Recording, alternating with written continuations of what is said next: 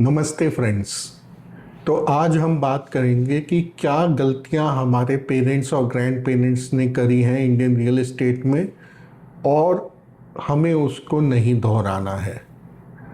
तो इस बात पे चर्चा करेंगे क्योंकि मैं बहुत सारे लोगों को देख रहा हूँ वही गलती दोहराते हुए जो हमारे पेरेंट्स ने करी और ग्रैंड पेरेंट्स ने करी, जिस वजह से हमारे पेरेंट्स और ग्रैंड पेरेंट्स के पास कैश फ्लो इश्यूज़ हैं और वही गलती हमें नहीं दोहरानी है।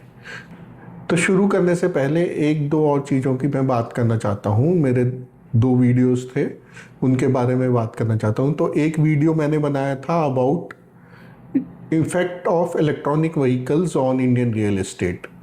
तो वो वीडियो वॉर हुई थी, ईरान यूएस वॉर से पहले का बना हुआ है।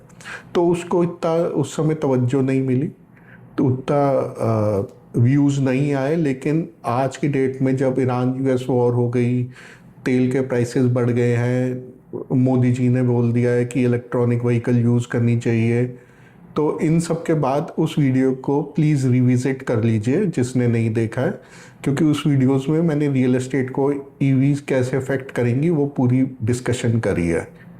Even before the war started कुछ ऐसे फीलर्स आ रहे थे, तो उस बेसिस पे वो वीडियो बनाया मैंने। क्योंकि अभी जो मैंने दूसरा वीडियो बनाया आपास मरासुर वाला, तो ये इन्फॉर्मेशन अभी लोगों के पास नहीं है कि ईवी का इफेक्ट कैसे होगा रियल एस्टेट पे।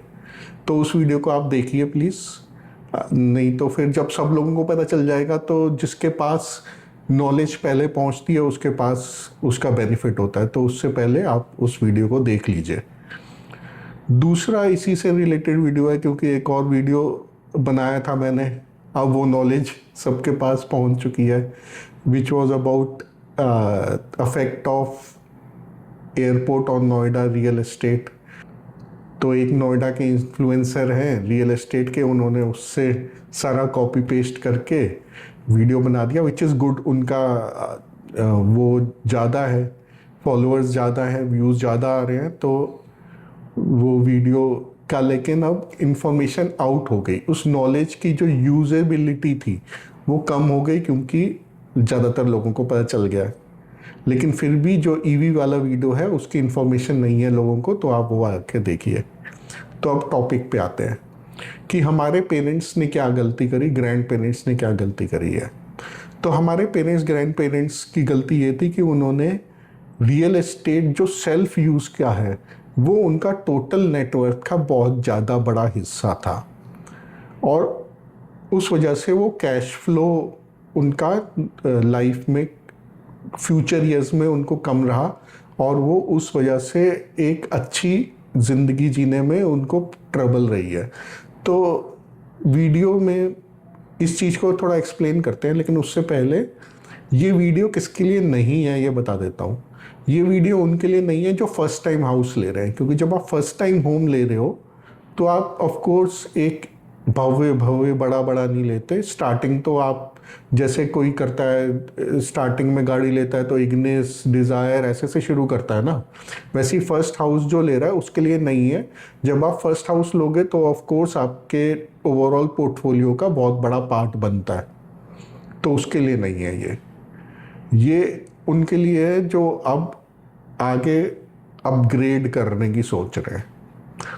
और अपग्रेड करना भी बुरी बात नहीं है, लेकिन अपग्रेड करते समय ये ना हो जो गलतियां हमारे पेरेंट्स ग्रैंड पेरेंट्स ने करी हैं वो हम फिर से दोहराएं और हमारे बच्चों को उसका खामियाजा भुगतना पड़े। तो उस शुरू करते हैं। तो हमारे पेरेंट्स ग्रैंड पेरेंट्स क्या किया कि एक हमने तो बहुत बड़ी कोठी बनाई, ठीक है, और वो कोठी जो थी हमारे नेटवर्थ, उनके नेटवर्थ का एक बहुत बड़ा हिस्सा थी।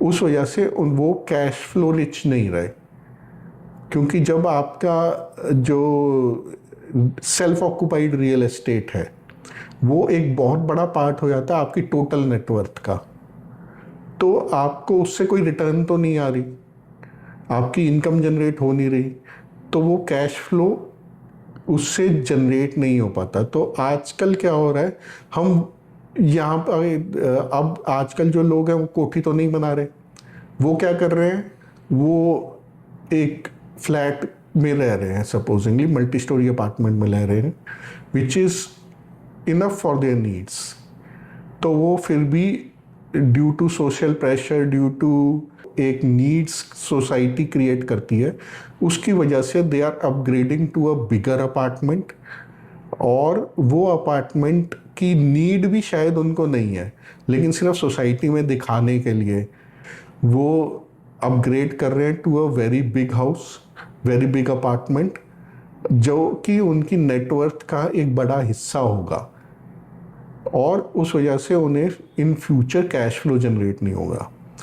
तो इस चीज़ पे थोड़ा सा एक स्टेप बैक करके फिर से एक्सप्लेन करता हूँ, क्योंकि मेरा एक वीडियो बना था जिसमें मैंने बताया था कि एंड यूज़र को क्या करना है रियल एस्टेट मार्केट में कभी भी, तो ये उसको थोड़ा फाइन ट्यून करके बता रहा है। इसलिए यूट्यूब पे बहुत सारा कुछ कंटेंट दिया नहीं जा सकता डेप्थ में, क्योंकि एक जनरल स्टेटमेंट होती है, जनरल इंफॉर्मेशन होती है, फिर उसके अंदर बहुत सारे इन डेप्थ चीज़ें होती हैं।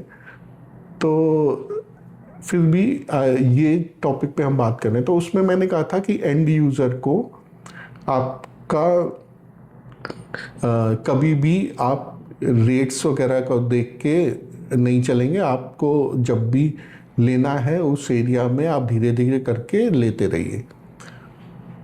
तो वैसे वो वीडियो जाके आप पूरा देखिएगा तो आपको क्लियर पता चलेगा। अब लेकिन इसके अंदर एक फाइन एज केस है कि आप एज अ एंड यूज़र आपने फ्लैट ले रखा है, अब आपकी एबिलिटी है और आप उसे अपग्रेड करने की सोच रहे हो, तो आपको देखना है कि वो अपग्रेडेशन जो है वो इतना ना हो कि आपकी नेटवर्थ का वो एक सब्सटेंशियल पार्ट हो जाए at the end of the retirement और आपको उससे कैश फ्लो ना आ रहा हो।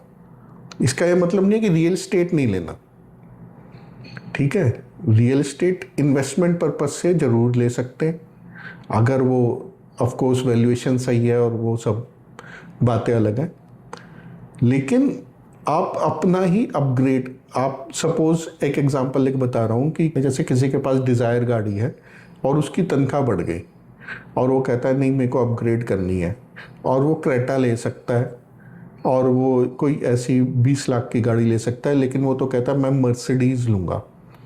तो ऑफ कोर्स वो नेक्स्ट 5-7 ईयर्स जब तक उसकी किस्तें जा रही हैं, मर्सिडीज़ आपने ले ली तो आप स्क्वीज़ फील करोगे और आपकी इन्वेस्टमेंट का इफेक्ट हो गया, आगे जाके वो आपकी कैश फ्लो का इफेक्ट करेगा। इसको कहते हैं स्नोबॉल इफेक्ट।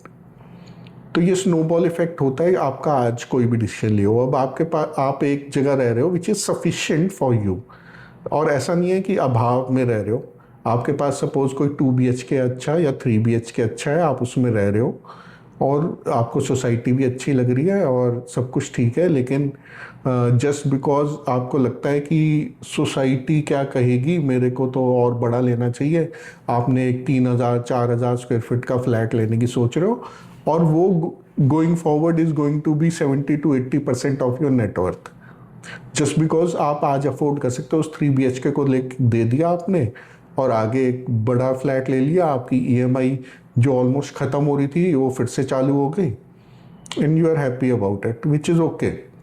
लेकिन गोइंग फॉरवर्ड जब आप रिटायरमेंट के पास पहुंचोगे, पहली बात तो आपके बच्चे क्या उस फ्लैट में रह रहे हैं आपके साथ, या वो सेपरेट यूनिट ले रहे हैं, या उन्हें सेपरेट यूनिट चाहिए, ये सब चीज़ सोच के आपको डिसीजन लेना है एक बड़े फ्लैट के बारे में।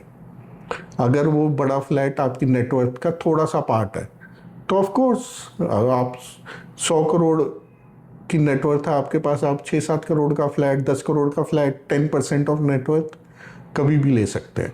लेकिन आपकी नेटवर्थ है 10 करोड़, 11 करोड़ और आप 6-7 करोड़ का फ्लैट ले रहे हैं, तो फिर वो कैश फ्लो तो जनरेट नहीं करेगा। कैश फ्लो जनरेट नहीं करेगा तो रिटायरमेंट पे आपको पैसे चाहिए होंगे। आपके जो पेरेंट्स, ग्रैंड पेरेंट्स थे वो तो फिर भी काम चल गया उनका, क्योंकि जो बच्चे थे वो उन्होंने टेक केयर कर लिया, और कई लोग गवर्नमेंट ऑफिस में थे, उनकी पेंशन आ गई, उनको CGHS का बेनिफिट था, उनको मेडिकल के खर्चे नहीं करने पड़े, तो उनका तो काम चल गया। लेकिन आपका चलेगा? अगर आपका नेटवर्थ का एक बिग पार्ट आपका हाउस है, तो अब कितना होना चाहिए हाउस आपके नेटवर्थ का पार्ट जो सेल्फ ऑक्यूपाइड है? देखिए, जितना कम से कम होगा उतना अच्छा है, लेकिन इसका ये मतलब नहीं है कि अभाव में रहना है। अगर आपकी नेटवर्थ का 20% है, स्टिल इट्स ओके। 80% तो कुछ कैश जनरेट कर रहा है, 30% है, फिर भी ओके है। 40% पे थोड़ा सा आपको फर्क पड़ेगा, डिपेंडिंग ऑन आपकी नेटवर्थ क्या है, ठीक है। उससे ऊपर है तो फिर आपकी जो लाइफस्टाइल है उसको अफेक्ट करेगा, क्योंकि आप रह तो अच्छे भव्य घर में रह रहे हो, लेकिन आपके पास कैश फ्लो जनरेट नहीं हो रहा। जैसा आज की डेट में कई जगह दिल्ली में है, जो लोग दिल्ली में रह रहे हैं और उनके पास एक बढ़िया सा फ्लोर है किसी जगह पे, उस फ्लोर की वैल्यू XYZ 6 करोड़ 7 करोड़ 8 करोड़ है, और लेकिन कैश फ्लो नहीं है उनके पास। तो ये काम, ये गलती जो हमारे पेरेंट्स कर चुके हैं वो फिर से दोहरानी नहीं है। जस्ट बिकॉज वो कोठी से फ्लैट में चेंज हो गया, इसका ये मतलब नहीं है प्रिंसिपल सेम नहीं है। प्रिंसिपल तो सेम है, प्रिंसिपल इज सेम। आपका जो सेल्फ ऑक्यूपाइड हाउस है वो आपकी net worth at the time of retirement इतना ज़्यादा ना हो कि उसको, उसमें आप रह तो रहे हो, अब आप उससे डाउनग्रेड भी नहीं करना चाहते, और आपके पास कैश फ्लो जनरेट नहीं हो रहा, तो आप एक मिजरेबल लाइफ जी रहे हो। और ऑफ कोर्स आपके बच्चे आपको सपोर्ट कर पा रहे हैं या नहीं कर पा रहे, वो सेकेंडरी है। सो आई होप ये आपको अच्छा लगा होगा ये वीडियो। इसके बारे में कोई भी कमेंट्स हैं, आप अग्री करते हैं नहीं करते, तो आप प्लीज़ कमेंट सेक्शन में लिखिए। Thank you very much.